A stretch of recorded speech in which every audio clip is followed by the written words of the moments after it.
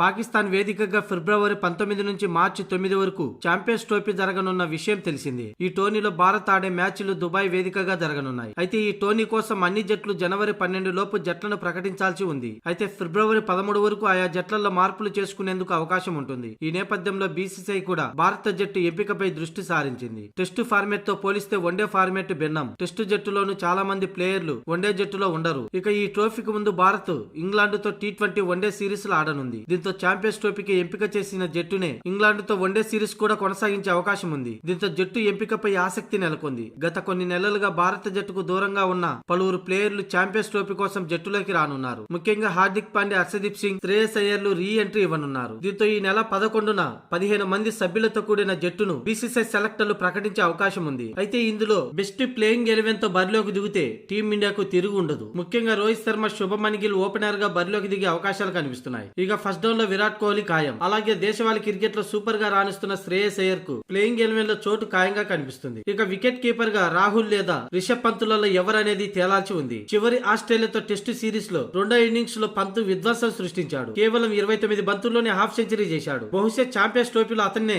Playing 11 లోకి తీసుకునే అవకాశంగా ఉంది. ఇక ఫాస్ట్ ఆల్రౌండర్ గా హార్దిక్ పాండ్యా ఖాయం. ఇక స్పిన్నర్ గా అక్షర్ పటేల్ వర్సెస్ జడేజా మధ్య పోటీ నెలకొన్న ఫైనల్ గా అక్షర్ పటేలే ప్లేయింగ్ 11 లోకి రానున్నాడు. ఇక మరో స్పిన్నర్ గా కుల్దీప్ యాదవ్ పక్కా. ఇక ఫాస్ట్ బౌలర్లుగా మహమ్మద్ షమి, జస్ప్రీత్ బుమ్రా, హర్షదీప్ సింగ్ లు ఖాయం. రోహిత్, శుభమన్ గిల్, విరాట్ కోహ్లీ, శ్రేయస్ అయ్యర్, రిషబ్ పంత్, హార్దిక్ పాండ్యా, అక్షర్ పటేల్, కుల్దీప్ యాదవ్, మహమ్మద్ షమి, జస్ప్రీత్ బుమ్రా, హర్షదీప్ సింగ్ లు ప్లేయింగ్ 11 లో ఉంటే మాత్రం టీమిండియాకు గెలిచే అవకాశాలు ఉంటాయి.